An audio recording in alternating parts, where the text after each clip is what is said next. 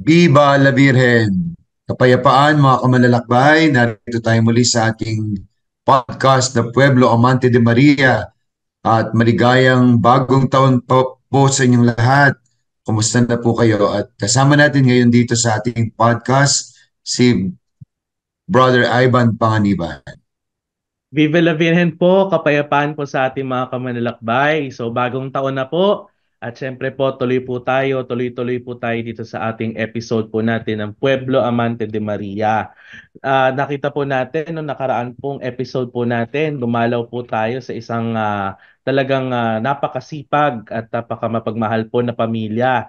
At in-interview po ni na Father Nantes, Kuya Tiboy Reyes at ang kanyang pamilya po nung Feast of the Holy Family. So ang ganda po nung ano na yun, episode natin na yun, Father, no? Yes, grabe. At saka nag-enjoy kami talaga ni Father Franz saka ni Rita doon sa interview ka na Tiboy. Tsaka maraming viewers. Salamat po sa mga nag-view at saka nag-post ng kwento at sharing ng pamilya ng Natiboy. Amen. Amen. At Brother Ivan, 2020 na. Tatandaan na naman tayo. Saan ba punta natin ngayon, Brother Ivan? So mga kamanlalakbay, Father Nante, babalik po tayo sa isa sa mga shrines na meron po tayo sa karangalan po ng Mahal na Birhen po dito sa ating bansa. At ito pong shrine po na ito ay talaga pong blessed na blessed dahil po kakadeclare lang po nila na diocesan shrine noong pong December 12, 2023. Nandun po si Father Nante nung Yes, naganap po ang napakaganda. deklarasyon ng kanilang shrine. At the months before naman po ay nandun po ako para bigyan po sila nung kanilang formation seminar. So kami po excited po talaga na makasama po sila ngayon dito po sa ating episode. So ang ating pong dadalawin po na dambana ay nagsimula po bilang isang parokya noong 1966 sa pagdating po nung imahen ng Mahal na Birhen po ng Fatima doon po sa kanilang lugar. Sa pagdaan po ng panahon dahil talagang na-promote po ng husto ito pong debosyon sa Mahal na Birhen ng Fatima sa lalawigan ng Cavite, ang noon po ay obispo ng Imus na si Cardinal Tagle ay nag-grant po ng episcopal coronation para po dito sa imahe na ito ng Mahal na Birhen noong May 13, 2009. At sa pagdaan pa po ng panahon, marami pa pong nanging developments ang paparangal sa Mahal na Birhen sa parokyang ito. Kaya naman po napagdesisyonan po ng Diocese of Imus ng obispo nito ngayon na si Bishop Ray Evangelista na i-declare po ito bilang diocesan shrine. Noon nga pong last year lang po, December 12, 2023. Kaya po mga kamanlalakbay, tayo po ay tumungo sa Diocesan Shrine and Parish of Our Lady of Fatima sa Binakayan, Kawit, Cavite. Thank you, Brother Ivan. Napakasaya ng kanilang celebration. Alam mo, parang Pasko na doon. Grabe. Ang daming And, tao, ang daming pare. At nag-enjoy din naman ako sa kanilang declaration. mhm. At ngayon po, papakilala na natin ang kanilang rektor at parish priest ng kanilang dambana. He is an ordained priest of the Diocese of Imos for 9 years. He is the rector and parish priest of the Diocesan Shrine and Parish of Our Lady of Fatima, Binakayan, Kawit, Cavite, and the principal and dean of studies of the Our Lady of Pilar College Seminary, Imos, Cavite. Kaya napakasipag po ng paring ito. And, Mga kapalalakbay, tawagin po natin si Reverend Father Julius R. Desagun or Father Julius. Viva la Virgen po at kapayapaan kailanman sa ating lahat. okay, Father. At meron din po tayong kasama po, Father, na lay historian po, no? Tama po ba? Yes, ito'y kamarero na Our Lady of Fatima, Binakayan, Cavite, si Brother Angel Nara. Welcome, Brother Angel. Viva la Virgen! Kapayapaan po mga kamanlalakbay, Father Nante and Brother Ivan, Father Julius. Happy New Year po sa inyo lahat. Happy Amen. New Year. Bago po tayo magkwentuhan, Father and Julius, congratulations po dun sa inyong declaration ng December 12. Nag-enjoy po ako. Ang saya-saya At ang daming pagkain, Brother Ivan. Busog Wow! lahat. Maraming salamat din po, Father, sa inyo pong pagdating ng Shrine Declaration. Natouch po kami sa presensya po ninyo. At si Brother Ivan din po, mula pa ng simula ng paglalakbay namin, pati mga preparasyon namin, ando na po siya. Amen. Yung height ng kanya ding pakikilakbay sa amin nung nagbigay siya ng formation seminar po regarding Shrinehood. Kaya salamat po sa inyong dalawa sa pakikilakbay. Amen. Amen po. Simulan na natin ang kwentuhan, Brother Ivan.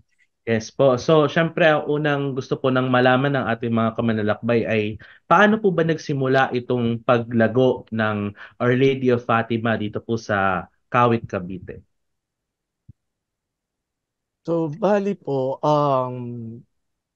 before for 364 years, ang Binakayan kasi ay sakop ng inang simbahang Kawit under Santa Maria Magdalena. So, noong 1966, bago siya i-establish as parish, mostly ang mga taga-Binakayan laki sa Aglipay. No? So, yun lang kasi yung available na bibigay ng spiritual needs natin dito. So alam naman natin, commonly sa mga Katoliko, makakita lang ng santo, may pare, akala nila pareho. So nung ihihiwalay na ito at gagawing parokya, pinadala si Father Luciano Pagiligan, yung unang naging kura paroko na paring taga Malolos. So nagtanong siya sa mga taga rito, ano ba yung gusto niyong maging patron? So yung nakagisnan nila, si San Miguel Arcangel or kaya si Santa Maria Magdalena.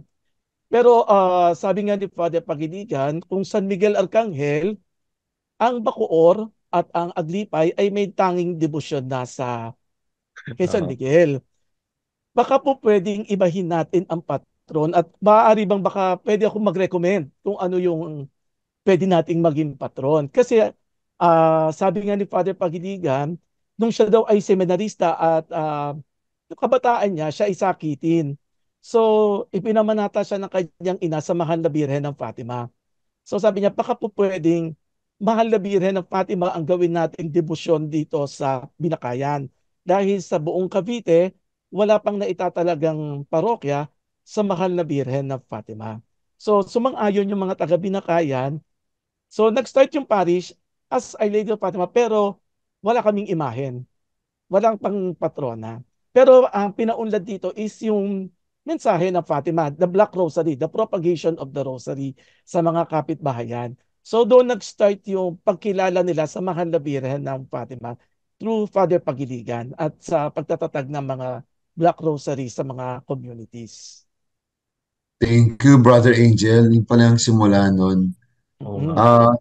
Talagang ang Mahal na Birhen, milagrosa eh. Ang Birhen ng Fatima, di ba? Opo. At isipin mo, after ilang taon, ngayon, diocesan shrine na siya, hindi lang basta parish. Yes po, opo. Meron At saka, po bang, sige, Angel. Tsaka Father, yung Binakayan kasi is from the word bakay, which means to lie in ambush. Panahon to, ano to may notorious name. So yung pagkaka-declared ng maging Fatima, para bang Our Lady chose to reside in Binakayan, to change yung pangit na pangalan niya para magkaroon, to bring peace to this community. Yun yung parang ganun yung gustong ipahiwatig din ng Birhen kung bakit siya yung tinangkilik na maging patrona dito sa Binakayan. Amen. Meron bang mga kakaibang kwento ng answered prayers na naganap no mga unang taon ng pagkakadala ng imahe ng Fatima sa Cavite, sa Binakayan? Actually, Father, yung pagdating ng Birhen is already considered as a miracle. Kasi po, di ba sabi nga po, wala kaming images, wala pa kaming image ng patron. On that same year of the declaration, may dalawang mag-asawang Amerikano from New York na devotee ng Fatima, si Mr. and Mrs. Eugene Connelly. Nagpunta sila kay Cardinal Santos sa Manila and they are looking for a parish na pagbibigyan sana ng Fatima from Fatima, Portugal. At that time, parang auxiliary bishop na si Bishop Casas ng Manila, itinuro si Bishop Casas. And then sabi nga ni Bishop Casas, tama-tama, meron kaming bagong tatag na parish. So pinatawag si Father Pagiligan. So yung pagdating niya dito, parang it's already a miracle na gusto niya talagang pumunta rito sa Binakayan. And then, the fruit, during ng pagdating niya dito sa Binakayan, di ba nga sabi natin, mostly dito ay Aglipayans and Protestants kasi nga po ang layo namin sa bayan ng Kawit. When Our Lady came, maraming nagkaroon ng conversion, nagbalikan sa simbahang Katoliko. So, mabilis nag-spread out yung paglago ng Catholic faith dito sa community. So, I think that is the first miracle na natanggap ng mga taga-Binakayan from Our Lady. Amen. Amen, galing, no? Talagang nandun po yung pagdating ng mahal na birhen. So meron talagang paglalim lalo nung appreciation ng mga tao doon sa pagdating ni Mary dyan po sa inyo. Yes. Kung titignan po natin yung kasalukuyan po na panahon, saan po pang parang aspeto po ng buhay ng pag-iral po ng mga tao po ninyo nakikita yung pagkilala po ng mga devotees sa Mahal na Birhen po na Fatima ng Binakayan? Saan po ano po yung madalas dinadasal po ng mga deboto sa kanya na napapansin po ninyo sa inyong shrine? Commonly based on my experience, no, for past 7 years nakasama ko ang Biren at nakakausap ko naman din yung ibang mga dumadalaw, commonly ang nilalapit nila dyan is the peace of mind. Kapag meron silang problemang mabigat, yun yung time na tumatakbo sila doon, na nakakatagpo sila ng peace of mind, peace sa puso, na lalabas sila na parang ang luwag-luwag sa loob, na parang pag tumingin ka sa mukha ng mahal na Birhen, parang nakakatagpo ka ng kapayapaan. No? So yun yung laging kwento nila na pag nandito ako, yung mga problema ko parang nawawala. Hindi naman siya nakakalimutan, kung hindi para bang nakakaya kong harapin. So yun yung mga common. So makikita mo lang yung mga devotee dyan na nakaupo, they're just looking at Our Lady. Minsan makita mo umiiyak. After that, lalabas sila very peaceful, maayos. So yun yung pinaka-common na takbuhan pagtingin nila sa Mahal na Birhen, parang nanay na nagko-comfort. No? As bukod doon sa pagiging bukas ng simbahan, yun, parang nakakatagpo sila ng openness doon sa simbahan na yan. Sa kanya. Si Father Julius, baka may mga nakakakwentuhan na siya mga devotees. Yes. Marami ako, Father, mga naririnig na kwento ng mga himala dito sa Our Lady of Fatima Binakayan. Pero bago sila, kaya din nagkaroon po ako ng sigasig to collect stories, yung mga miracle testimonies. Kasi po, ako din mismo, nagkaroon ako ng sarili kong karanasan na yung na-convert din ako ni Imang, at talagang ang tawag po kasi namin sa kanya, by the way, ay Imang, no? Imang yung sikat na pangalan ng Our Lady of Fatima. Opo, meron kaming special na tawag para sa kanya. Pag tinawag na Imang, alam mong dito yon sa Binakayan. Nung dumating po ako dito, 2021, yung pinanggalingan ko sa seminaryo po ako naka-assign. Sa totoo lang, I must admit, this is my first parish kasi yung pagkakakilala ko lang kay Mama Mary, very academic. Yung mga dogma niya, doon ko siya nakilala. Tapos doon lang ako nagpa-function sa kung ano yung natutunan ko sa seminaryo hanggang sa naging pari ako. Nung nakilala ko po yung Our Lady of Fatima, talagang nagbago yung nagkaroon ako ng personal devotion, at marami akong mga karanasan mismo sa family ko, sa nanay ko po na namatay. Alam nyo, yung kanyang peaceful death, yun ay pinagkaloob ni Mama Mary. Kasi pwede sana siyang magkasakit ng matagal, pero ang sabi ko, mag-usap po kayo, nanay sa nanay, puso sa puso. At yung mga ganung himala na parang ang simple lang na inilapit ko sa kanya, ginagawa niyang espesyal para sa akin. Tapos dagdag pa doon yung mga nagkikwentong mga tao, mga gumaling sa sakit, mga lumapit para sa mga board exams, mga special intentions nila, na parang yung iba, yung kapag pinakinggan mo, kasi lagi naman tayong nakakarinig ng mga kwentong himala, sa kanila very special kahit yung mga simple stories ng answered prayer through Mama Mary. Pero lagi kong nililinaw sa kanila, lahat ng biyaya na tinatanggap natin mula ito sa Diyos. Pero mas madaling nakakarating sa tenga ng Diyos yung mga pinagdarasal natin, kasi meron tayong pinakamalakas na backer at yun si Imang. Kaya yung mga tao dito talagang mayaman, mahirap, na pagkaisa ng parokya para doon sa special devotion na yon kay Mama Mary. Yun yung nakikita kong maganda. At dito sa modern times, no, ako kasi yung kinikwento kanina ni Brother Angel, very special sa akin yon. Kasi po, sila yung nakasaksi nun eh. Tapos yung ibang history ng parokya, nababasa ko lang naman eh. Pero yung napatunayan ko yon noong mayroon ng mga taong nagkikwento sa akin na kung paano nagkaroon ng himala in the past, no? 60 years past, pero hanggang ngayon, yung devotion nila malalim kasi nararanasan nila. At sino naman ako para ako din ay hindi ko kilalanin yung naranasan ng mga tao. Kaya meron din akong conversion story, no, na naranasan ko mismo bilang pari at syempre bilang kura paroko din dito sa parokya ni Imang. At ngayon ay shrine. Amen, Father. Thank you po, Father. At ngayon po, puputulin muna natin ang ating kwentuhan para sa ating lay sharer para makita natin talaga kung anong, katulad ng karanasan ni Father, ano yung naranasan niya sa Malabiren. Viva la Virgen! Kapayapaan po sa inyo, mga kamanlalakbay. Kapayapaan po sa inyo, Father Nante, Father Julius, Brother Ivan, and Brother Angel. Napakaganda po ng ating naging kwentuhan, no? Kay Imang, no? Yung po pala ang special na tawag sa Our Lady of Fatima ng Binakayan. At ngayon po ay lalo po nating dadagdagan ang mga magagandang kwento dahil mapalad po tayo sa episode na ito na kasama po natin ang coordinator ng Diocesan Shrine Ministry na si Mr. or si Brother Manuel Bakir. Viva la Virgen! Kapayapaan po, Brother Manny. Viva la Virgen, kapayapaan sa inyo mga kamanlalakbay, sa iyo rin, Sister Rita. Ayan. So, Brother, ang una pong tanong, no, na gusto naming malaman na personal yung kwento ay gusto po naming malaman kung paano po kayo nagdedebosyon sa atin pong Birhen ng Fatima ng Binakayan sa kay Imang po. Kay Imam, oo nga. Kasi alam mo, I consider yung mga tao na talagang spontaneously, no, nakakapagdasal sila. Yung there and then, si impromptu, sabi nga nila, no, nakakapagdasal. Hindi ako ganoon no? Kaya ang laging dinadasal ko most of the time is yung mga memorized prayers. At ang number one, sabi ko nga is, siguro ang pinakamalino na mensahe na natatandaan ko sa sinabi ng Birhen ng Fatima is ang pagdarasal ng rosaryo araw-araw.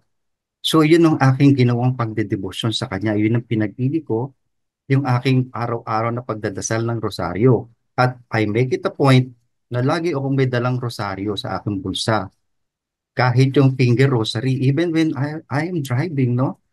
Whenever, safely of course, I use my finger rosary, no, to pray the rosary. Kasi hindi mo na itanong, nakapagtrabaho ako ng more than 10 years sa Saudi Arabia, ha? Saudi Arabia is one, or actually the only, maybe the only who actually restricts, no, who prohibits practicing. Kaya ako lagi ako may dalang rosary, finger rosary. So kahit nasa public, I can pray, I can say my rosary prayers. So ganoon yung, kaya yun ang pinag-ili ko. And ang isang maganda doon is sa aking pagdarasal ng rosaryo.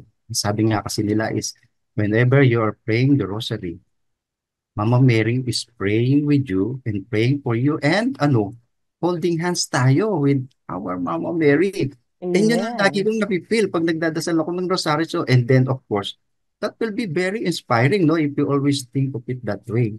So what else can go wrong, di ba? Sabi nga nila, whenever you pray, you're already having a dialogue with God through Mama Mary, di ba? Amen.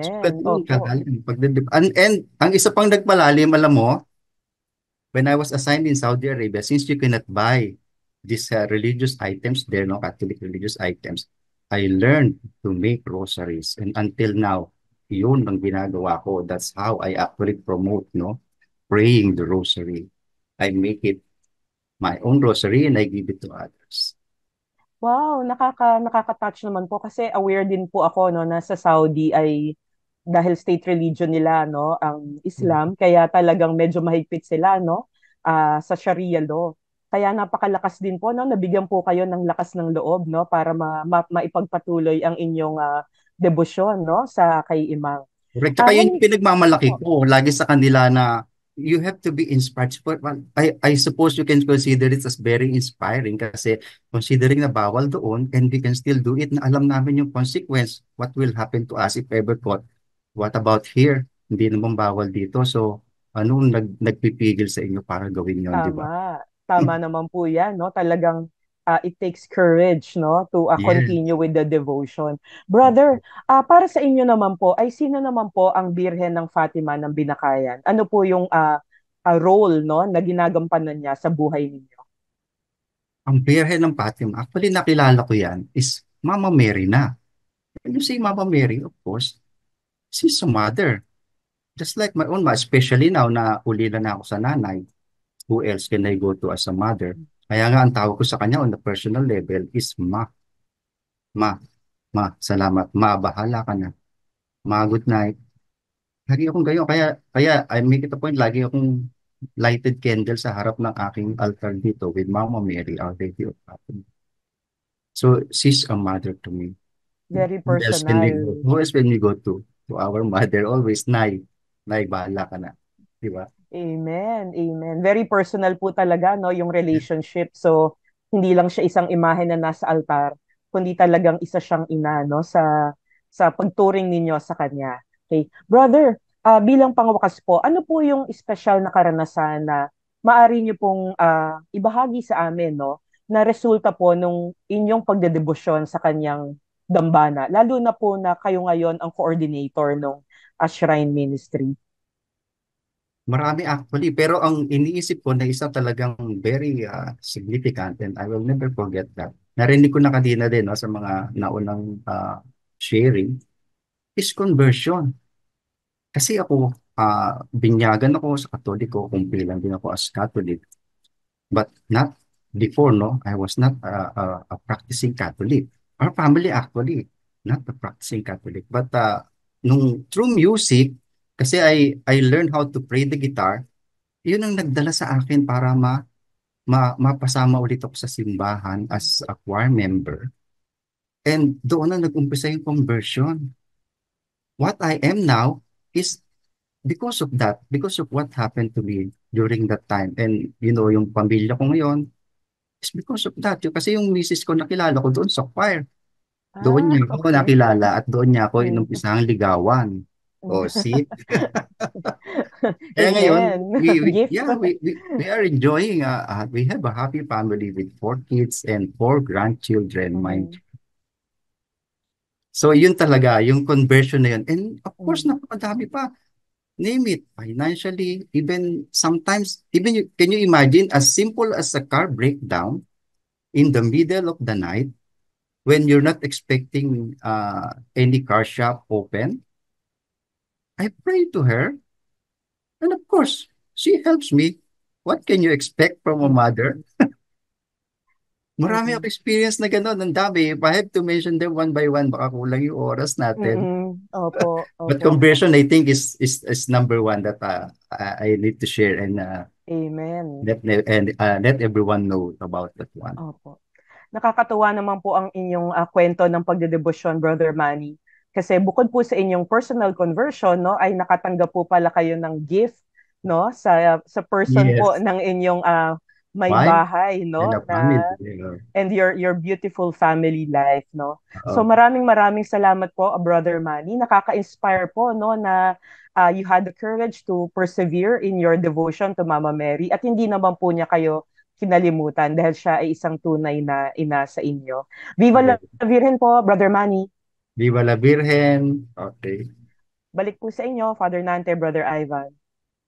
Viva la Biren, salamat kay Miss Rita, tsaka kay Brother Manny, napakaganda naman ng kanyang sharing. At ang tawag niya sa mga labirin, mama talaga, no? Nanay na nanay. Talagang may endearment, nakakatawa po, Yes. nakakataba ng puso. Tuloy na tayo sa ating kwentuhan, Father Julius at Brother Angel. Okay po.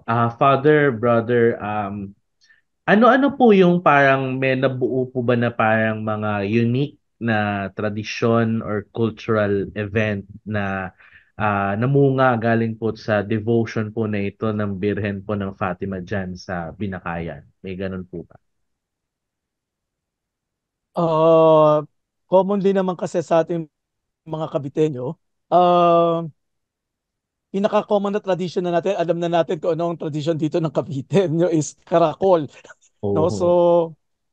ito yung pinaka way kasi na they can express yung through through dancing, yung Mhm. kanilang pagpapasalamat. And ang kakaiba lang kasi sa Binakayan, kapag may karakol dito, kahit yung mga mahihirap na tao, kung sino pa yung mas mahirap, Father, no? At saka Brother Ivan, sila pa yung makikita mo naglalabas ng pagkain during the karakol. Talagang Mm. makita mo yung the fruit of their devotion to Mama Mary is through sharing.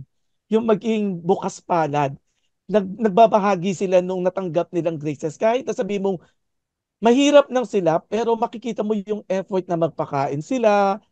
Sila pa yung mismo nangunguna magpakain. No? So yun lang yung parang nabuong tradition dito na kapag nagkarakol, na ito yung time na magkaroon ng bahaginan, ng sharing through foods, uh, yung kasayahan, may contributions.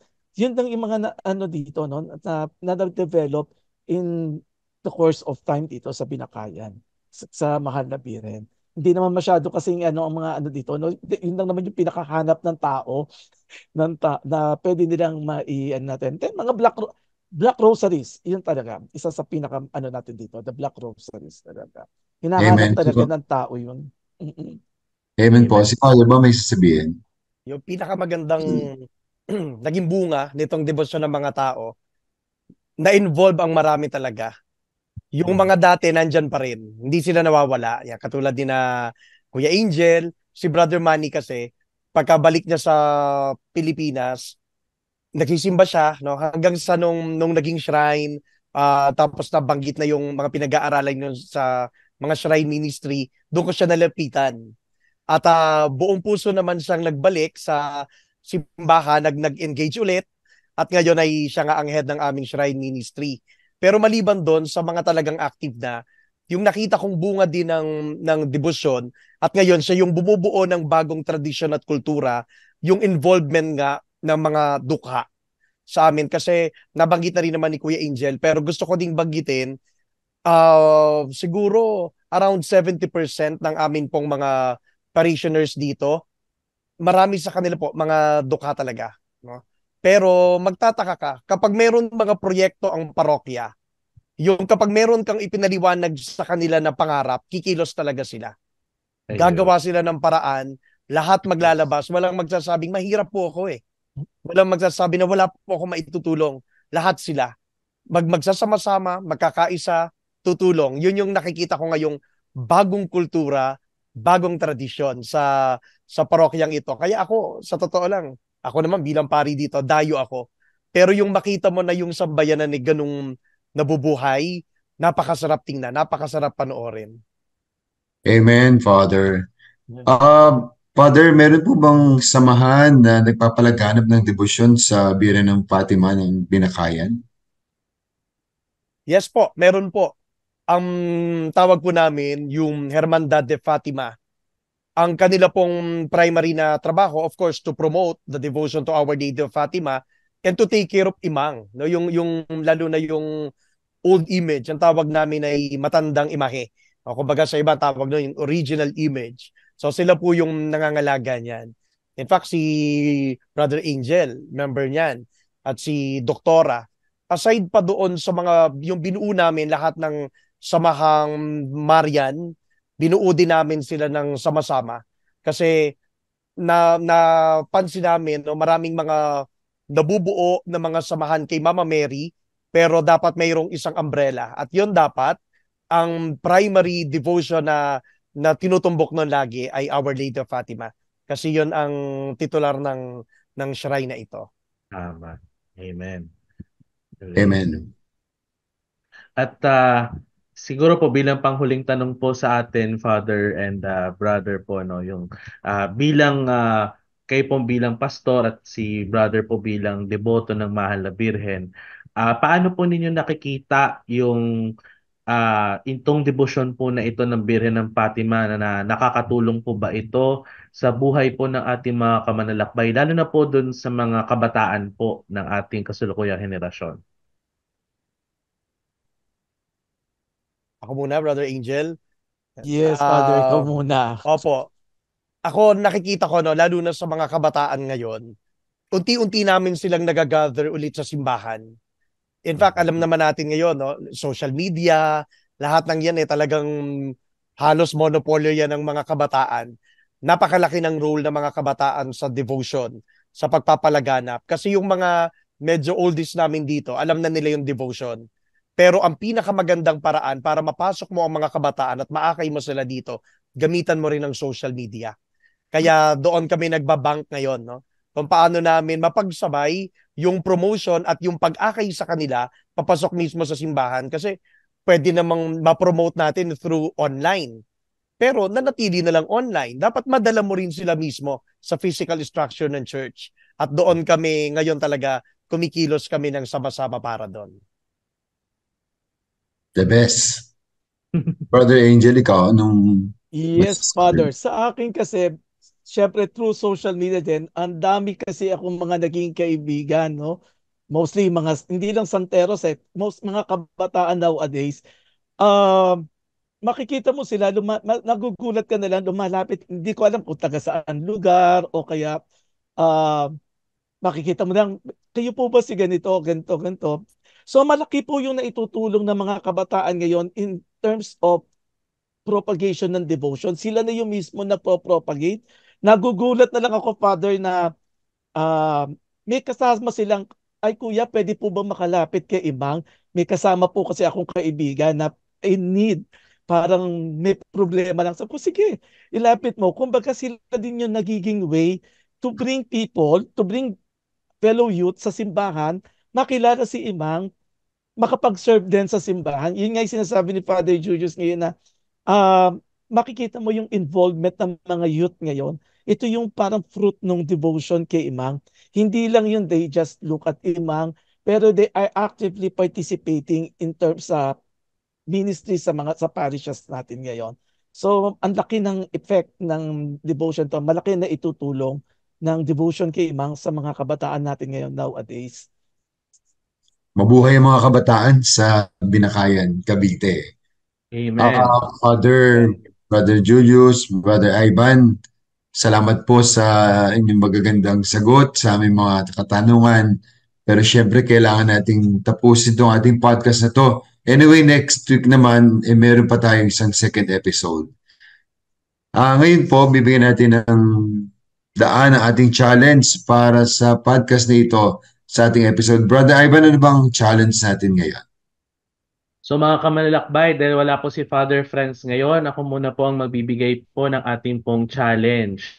So para po sa Do Whatever He Tells You, ang ating pong challenge po ngayon, tayo po ay nagdiriwang ng bagong taon. Ito po ay bagong pagkakataon po muli para makapaglingkod at mag-alay po ng sarili po sa Mahal na Birhen. So we are challenging everyone po na i-consecrate po natin muli ang ating sarili sa Mahal na Birhen, lalo na po sa Mahal na Birhen ng Fatima, na alam po natin na isa po talaga sa mga napakakilala po na debosyon sa ating Mahal na Birhen. So let us consecrate ourselves to the Immaculate Heart of Mary, to Our Lady of Fatima.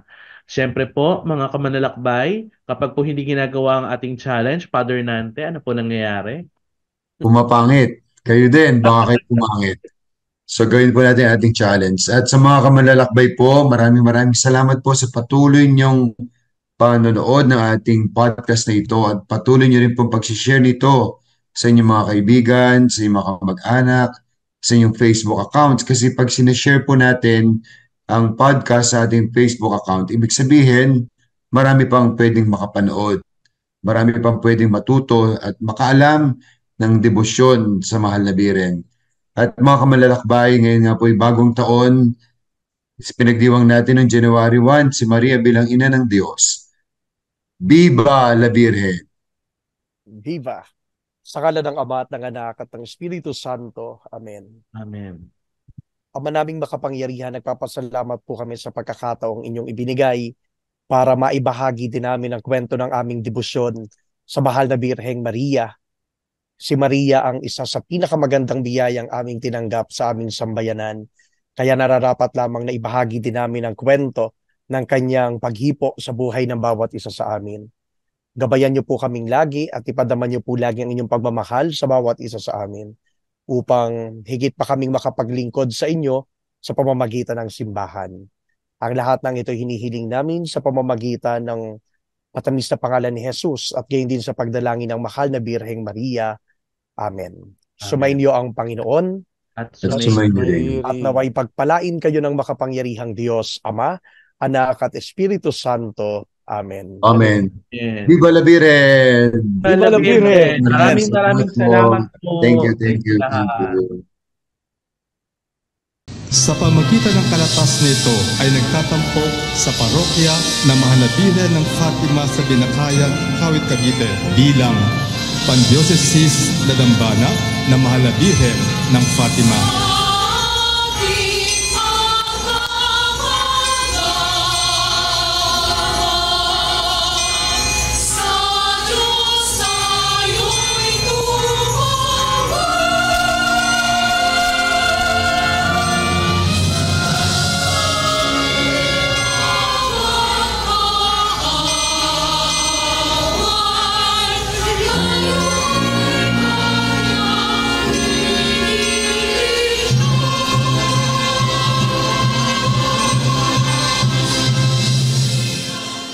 Isang napakalaking biyaya ng Diyos na kayo, mga taga rito sa parokya na ito at ngayon ay ang Diocese sa Dambana na i-elevate ang inyong parokya, iangat sa pagiging diocesan shrine.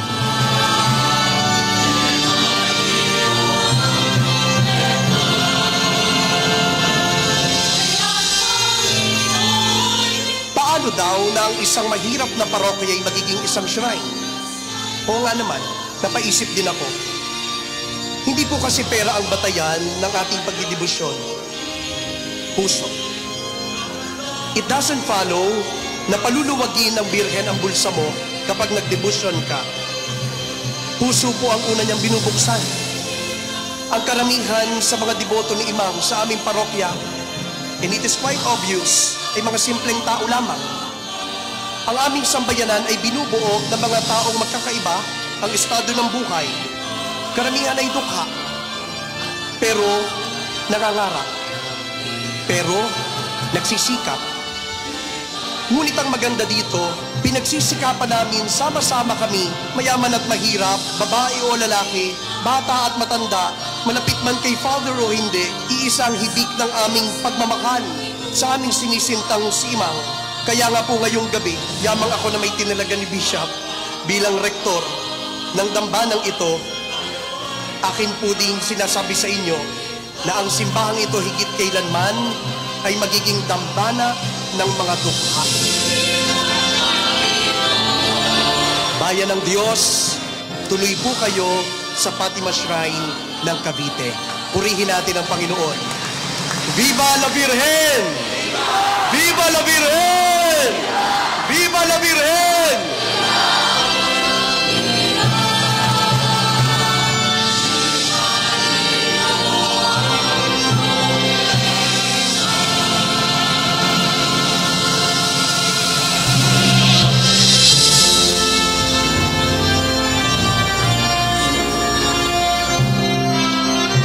Tayong kabilang sa sambahayan ng Diyos. We are no longer strangers or aliens. We belong to the people of God. Ang sarap pong paalaala nito para sa atin. Tayo pala, iisang pamilya ng Diyos. Ang Ama sa langit, Ama nating lahat. Tayo'y kanyang mga anak. We are all children of God. We have one Father, the Heavenly Father. Iisa rin ang tagapagligtas natin, ang Panginoong Jesucristo. Ang Diyos, kalawang persona na nagkatawang tao para tubusin tayo sa ating pagkamakasalanan. Kaya malapit ang Diyos sa atin, hindi malayo. At tayo ay isang templong banal ng Panginoon.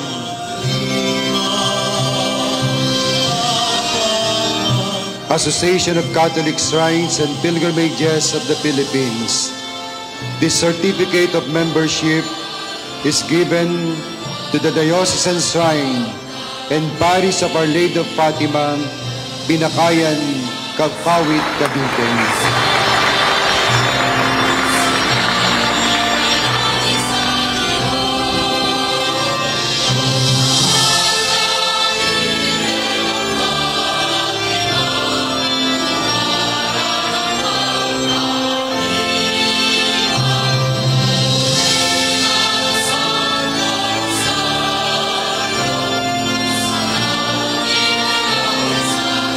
Harinawa po sa tulong ng mahal na Birhen ng Fatima, patrona natin dito sa ating dambana na ito, tayo lalo ay mapalapit sa Diyos. Sa kabanalan, sa buhay, paglilingkod sa Kanya, sa Diyos at sa isa't isa. Pamalitan ninyo sa iba na simbahan na ito ay dambana, Diocesan Shrine ng mahal na Birhen ng Fatima. Sana sa darating na mga araw, sila'y makapag-pilgrimage sa lugar na ito. Pagpalain tayo ng Diyos ngayon at pagpakailan.